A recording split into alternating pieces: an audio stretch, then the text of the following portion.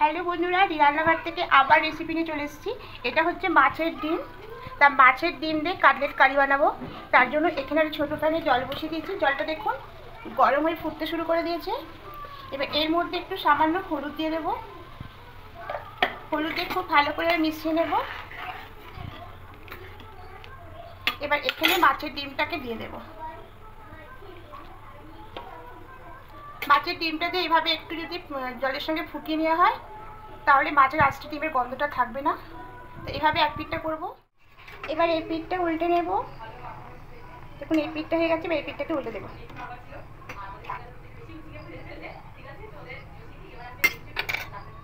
এবার ডিমটাকে দেখুন জলের মধ্যে ভাপানো হয়ে গেছে। এবার এটা তুলে নেব। এইভাবে সবটাই তুলে নেব, নিয়ে এটাকে খুব ভালো করে ঠান্ডা করে নেব। এইভাবে দেখুন জালটির মধ্যে দিয়ে আমি এটাকে ডিমটা ঢেলে নিয়েছি। এবার এটাকে একটু রেখে দেবো জলটা ঝরে গিয়ে ঠান্ডা হয়ে যাওয়া পর্যন্ত। এখানে একটা বড় টমেটো খুব ভালো করে ধুয়ে এইভাবে পিস করে নিয়েছি। আর এখানে দুটো পেঁয়াজ আছে এভাবে কেটে নিয়েছি। আর এখানে 5-6টা কাঁচা লঙ্কা আছে। এটা মিক্সিতে দিয়ে দেবো।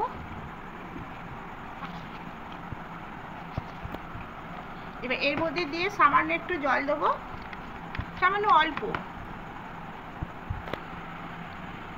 ব্যাস, এটা একটা মিহি পেস্ট করে নেব। এবার মাছের ডিমটা নিয়ে চলে এসেছি, দেখুন ঠান্ডা হয়ে গেছে। এবার এখানে আমি ছোটো ছোটো দুটো আলু দিয়েছি। এখানে বড় আলু হলে একটা দিলেও হবে। এটা সেদ্ধ করে নিয়েছি।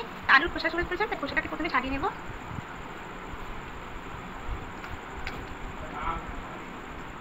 এবার আলুগুলোকে মেখে নেব এইভাবে। আলুগুলো ভেঙে নেব। এবার এখানে নিয়ে নেব, এখানে নিয়েছি পেঁয়াজ কুচি, একটা বড় পেঁয়াজ এবার কুচি করে কেটে নিয়েছি। আর কাঁচা লঙ্কা নিয়েছি, এখানে 4টে কাঁচা লঙ্কা আছে। এবার পরিমাণ মতো লবণ নিয়ে নেব।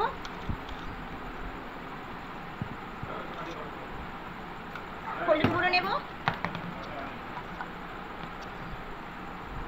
অল্প করে নেব, ডিমে যেহেতু হলুদ দিয়ে সেদ্ধ করেছিলাম। আর এখানে বেসন দেব, এখানে 2 চামচ মতো বেসন দেব।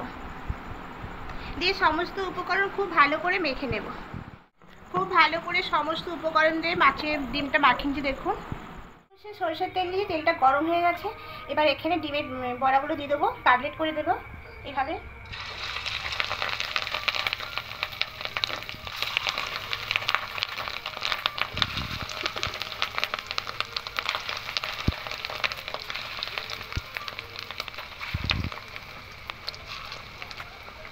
এবার দিয়ে দিলাম। এবার উল্টে দেবো এই পিঠটা।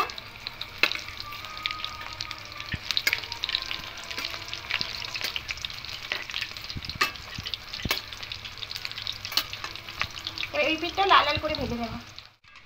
এবার খুব ভালো করে ওই পিঠটা বসে উল্টে নেবো। দেখুন লাল লাল করে ভাজা হয়ে গেছে।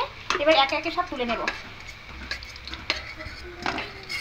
বাকিগুলো এভাবে দিয়ে ভেজে নেব। ডিমগুলো সব তুলে নিয়েছি। এবার এই তেলের মধ্যে আমি গোটা গরম মশলা ফোড়ন দেবো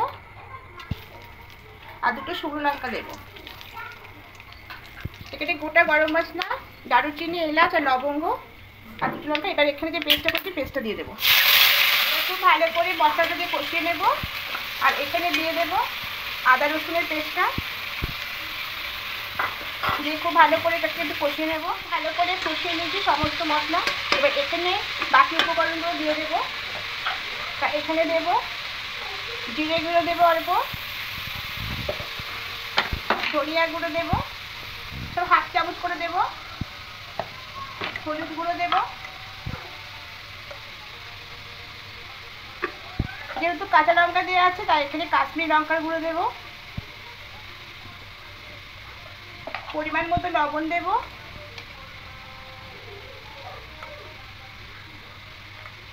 আর একটু গরম মশলার গুঁড়ো দেব, আমি এখানে দিয়ে দেব।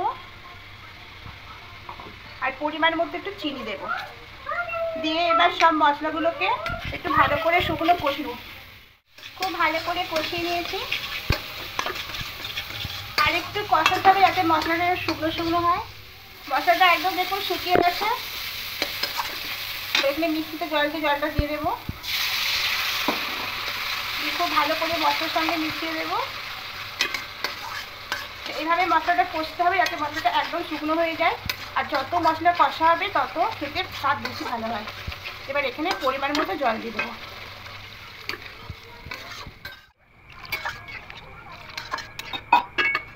ঝোলটা ফুটতে দেবো।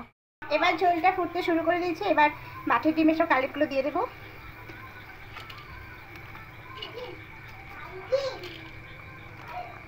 এবার সবগুলো দিয়ে খুব ভালো করে মিশিয়ে নেব। মিশিয়ে নেবে একটা থালা ঢাকা দিয়ে একটু রেখে দেব। এবার ঢাকাটা খুলে নেব।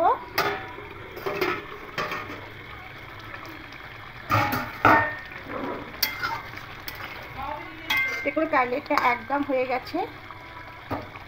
এবার এটা নামিয়ে নেব। এই মাছের কাটলেটগুলো নামিয়ে নেব। এটা যেমন করে হোক শেপ করি হবে, আমি এইভাবে শেপটা করেছি। এইভাবে বানিয়ে দেখবেন বন্ধুরা, একবার খেতে খুবই সুন্দর লাগে।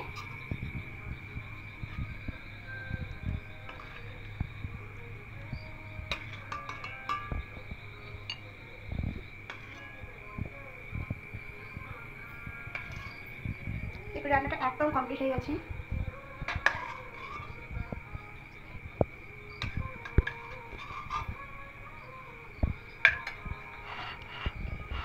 যদি আপনাদের রান্নাগুলো ভালো থেকে থাকে অবশ্যই কমেন্ট করবেন বন্ধুরা।